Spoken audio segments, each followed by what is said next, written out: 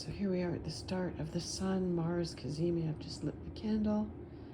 My cat came in to see what's going on. She hasn't really been around when we've done much ceremony, so she's quite curious. So I have to keep an eye on her too. So you can see I've got different crystals and a pomegranate for Scorpio, Persephone, and this power of the sun. I have different corresponding things. I have my crystal skull. I have a red tomato. I have different offerings here. I have a jaguar. I have a fossilized oyster shell that someone gave my husband. It's millions of years old. I have the big crystals, this big crystal that my husband dug up in Arkansas by himself. There goes the cat. She's very curious. And I'm going to make a tincture and keep it to mark this very rare occasion, because the sun only conjuncts Mars in Scorpio once every 32 years or so, and it hasn't happened since 1991. So call upon the sun, Apollo, soul, in Scorpius. Scorpio in the tarot, death, the number 13, death, rebirth, transformation, ruled by Mars, Mars in its rulership at 25 degrees of Scorpio. 25 degrees of Scorpio, so in the last decan of Scorpio. So Mars is very powerful. Mars is the action planet. It's the planet of the warrior. It is the internal masculine of everyone. Everyone has an internal masculine and feminine. It's passion. It's life. Mars rules Aries, the first sign of the zodiac as well, and the 8th sign of Scorpio. Water, emotions, the soul. The soul transforms in the sign of Scorpio. And so here we have the symbols of the soul and of Mars, passion, fire, birth, death, sex, money, control, things that are modern associations of Scorpio. Oh, so we call upon Mars, known as Aries, that which begins and that which ends. Mars has an alpha and omega aspect to it. So we call upon Mars to light our fires in our souls, in the depth of our souls, that we may release what is no longer serving us. All the old obsessions, all the old resentments, all the greed, all the attempts to control, all the urges to power, to grasping, to the ego,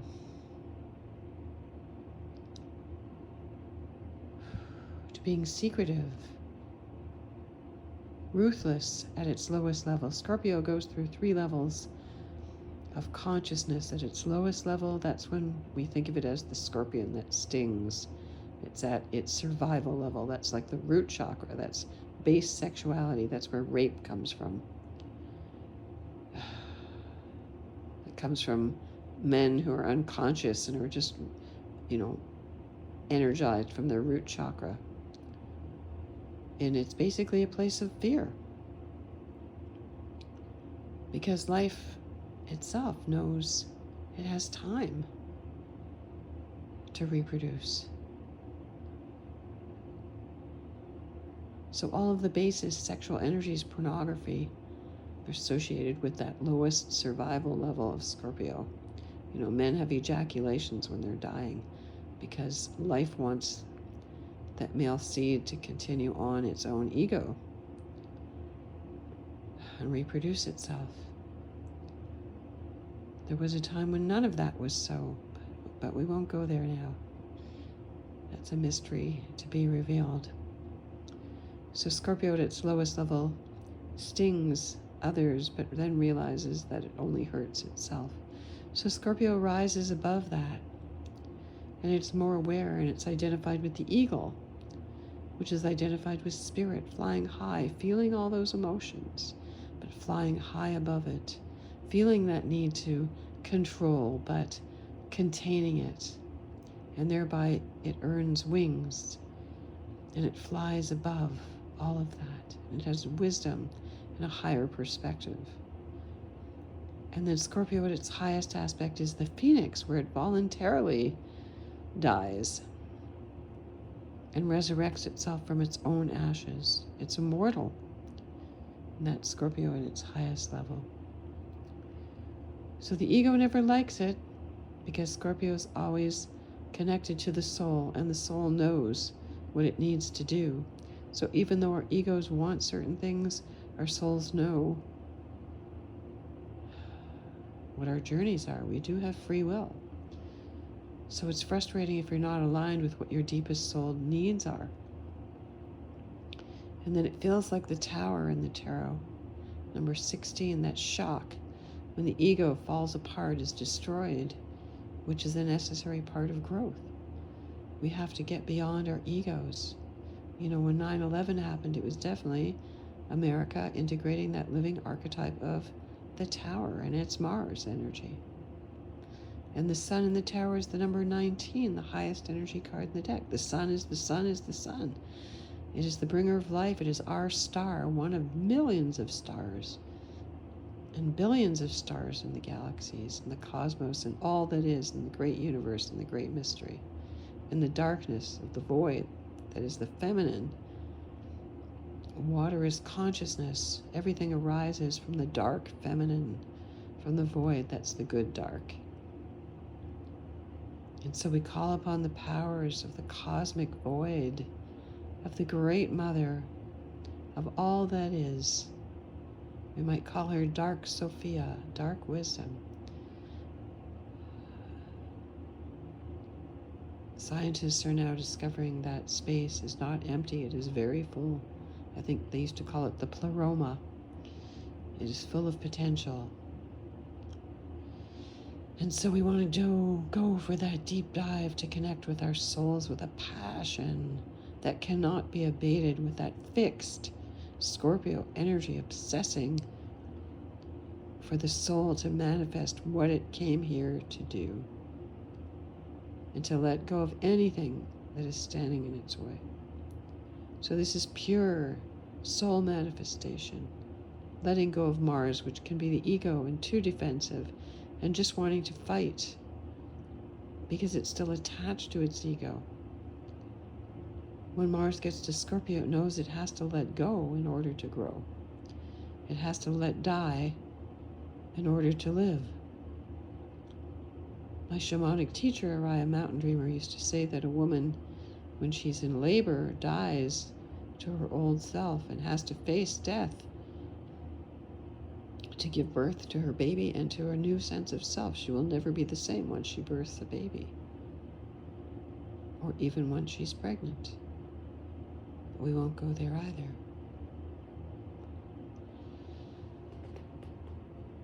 I call upon the powers of the black jaguar.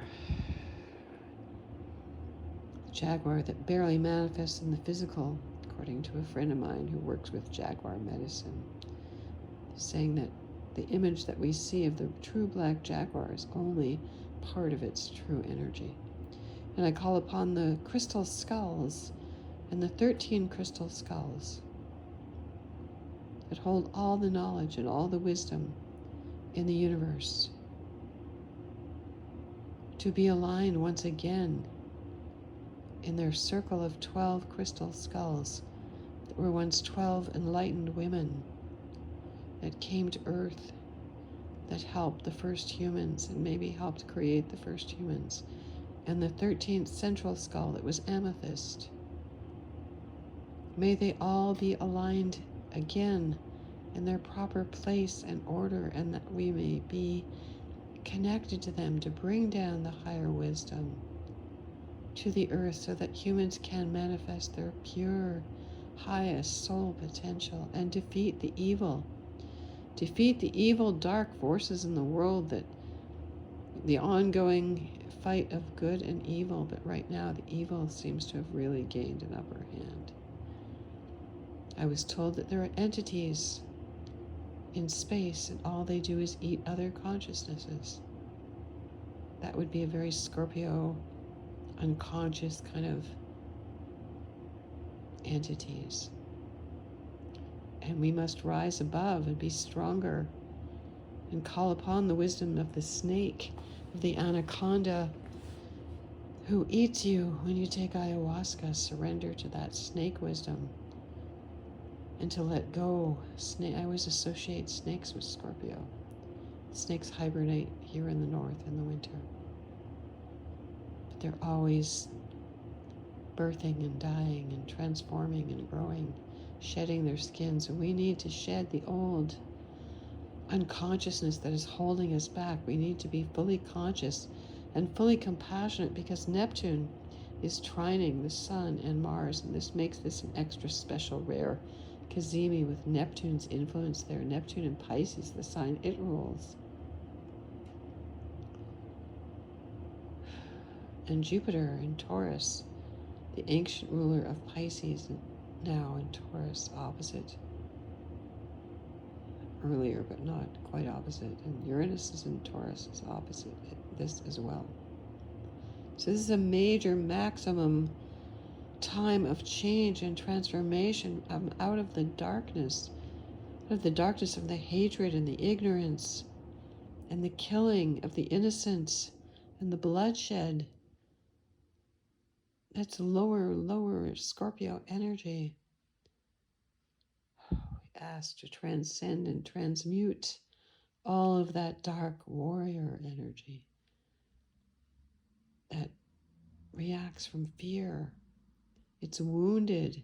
That masculine energy is wounded and off balance, and it's been off balance for thousands of years, where once it stood equal to the divine feminine in a true matriarchal society, feminine-centered, honoring the earth, honoring women, honoring their own divine masculine energy. I believe that there was a time, they call that the Golden Age, when there was no war. There was no need to defend, when everything belonged to everybody. And then something happened. I believe there was an alien insert, that threw us off balance. And the masculine became scared and insecure and felt that the women had all the power. And then there was other invading hordes of other men who came, and they had to fight to defend their women and their children. And then the bloodlust got into them.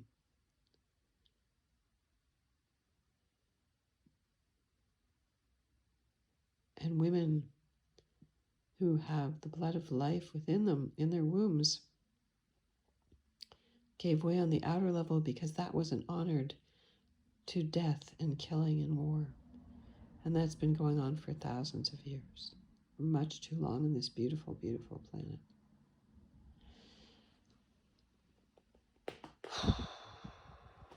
So if you have any planets at 20, it's very tight. Cazimi is very tight. The Sun and Mars have to be within 17 minutes of each other. But the interesting thing is, the exact is now, but it will go on for 5 days as the Sun and Mars move in tandem until November the 21st. This is an extremely rare time. Now, it can be very, very dangerous because, what's going on in the Middle East, there is danger of nuclear weapons, war, market crashes. Scorpio rules finances, total market crash. And the market has crashed before, after a last Mars Sun Cazimi in 1991. I looked it up.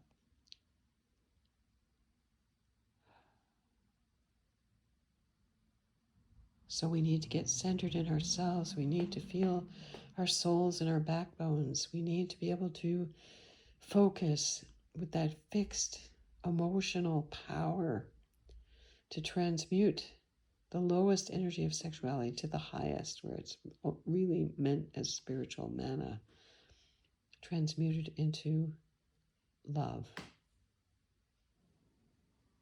The root chakra in men, the womb essence in women must join the heart to balance. So the martial warrior here is given a golden blessing in the sun, and the sun is the bringer of light, consciousness into the dark shadows, our own dark shadow, which we all need to accept and not project onto everyone else, that they're dirty or vermin or ignorant or bad or just different. We are all one, and Neptune and Pisces is really bringing that into our attention.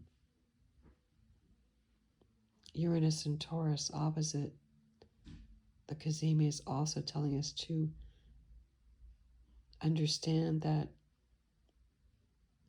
in a radical new way, that we are one. We all have the same bodies. We're all born of women. We all come from women's wombs. We're all born of menstrual blood. We need to find our commonality.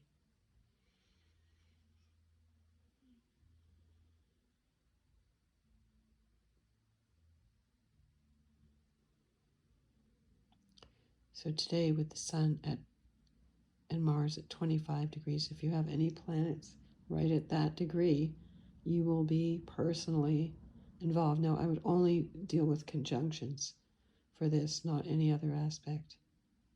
So you want to look at where that degree is in your chart by house.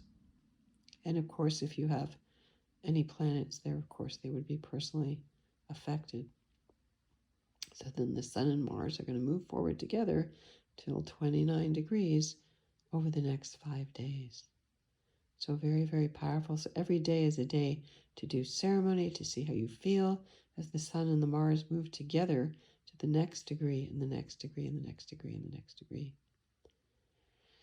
Oh, very momentous times. But we signed up for this.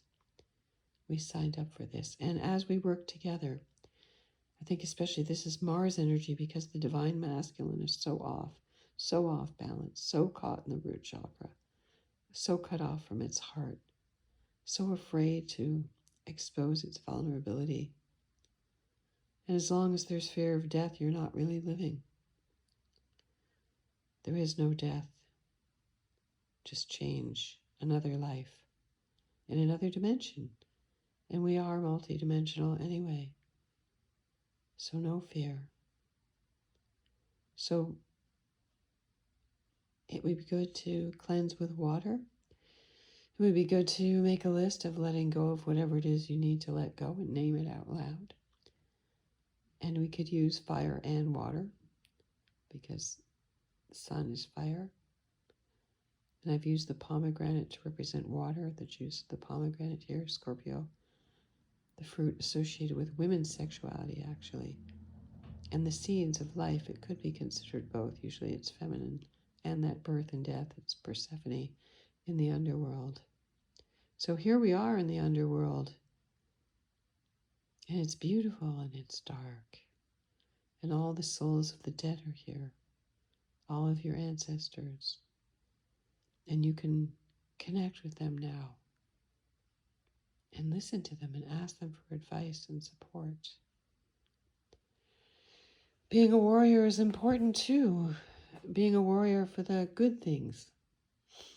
Defending what is right and what is good and wholesome. But not just war and aggression for just greed and money and power. That's wrong. And this world has existed on that for too long. So I call upon the powers of the sun to burn away the dark aspects of the masculine, to reveal the beautiful golden heart of the masculine within all of us.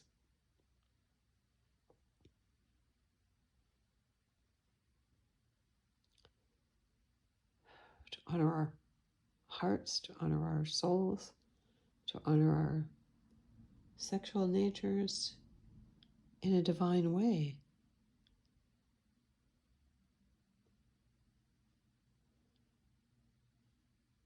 Mars, action, life force, passion, associated with the Big Bang. So may this Sun-Mars conjunction be a big bang in your life that wakes you up, that brings light to your darkness so that it can be transmuted and transformed. The dark is good, the light is good. There's bad light and bad dark and good light and good light and good dark. I want to work with all of those elements. So I call upon you, sacred ones, to come and be here with me now. And then I will do my ceremony, but I'm not going to record that. So sending you many blessings.